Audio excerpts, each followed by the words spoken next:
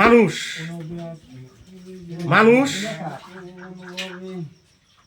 এমনই ভাবে চলাফেরা করা উচিত, এমন ভাবে থাকা উচিত। মনুষ্যত্ব যার আছে, মনুষ্যত্ব না থাকলে ব্যথা, জনম ব্যথা। গতিকে মনুষ্যত্বর বিরাট দরকার। আমরা প্রত্যেকটা কাজ হিসাব করে দেওয়া উচিত, কিন্তু মানুষে তো তার দেয় না। আমি দেয় না, গুণাগার আমি দেয় না, মানুষে দেয়, আমি দেয় না।